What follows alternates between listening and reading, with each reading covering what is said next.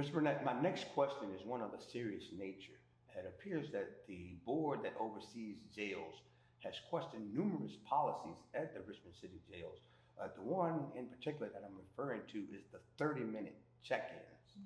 Yeah, very, very crucial. One of the most important checks any organization when it comes to relations with inmate safety. Right. They have to be done. If they're not done, this is how we're finding people in jails unconscious, needing assistance, having questions, concerns. So if we don't make these checks, if we don't make those rounds, then you have a situation where you might find someone expired.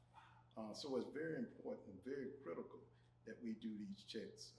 When I was at the sheriff's office, one of the things that we did when we first took office is we put an electronic system in place where, as a deputy assigned to that pod, you had to go and hit certain points in the jail to make sure that you were making your rounds. So we were able to calculate that a person had actually gone through and not skipped around.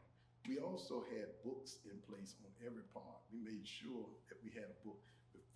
After they made their rounds inside the jail, then they had to come back and sign the book, sign it, date, time, and that gave us a log of a round being checked.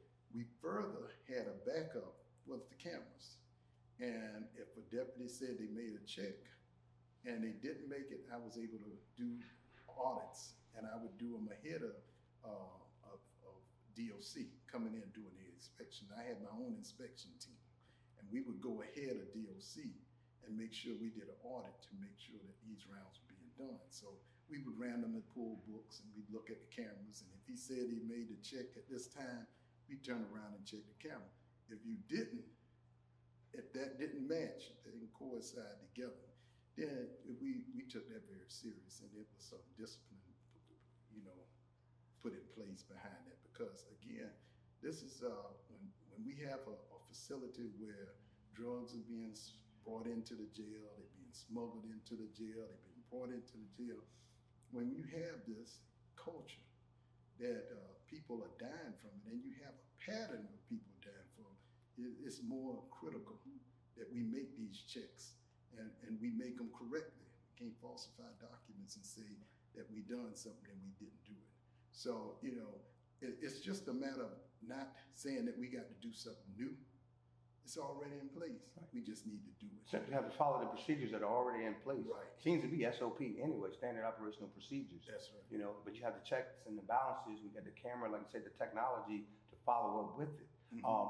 When you see these occurrences steadily happen, and we see deaths and people who have drug overdoses, that clearly tells you that these procedures are not being followed. Am I correct? Absolutely not.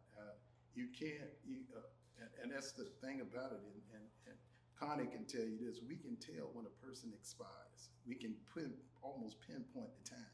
So when you find a person that's that expired hours ago, that tells you that somebody ain't making no checks because Correct. That person should have been found. So it's not a matter of reinventing the wheel, just a matter of following the procedures that you have in place.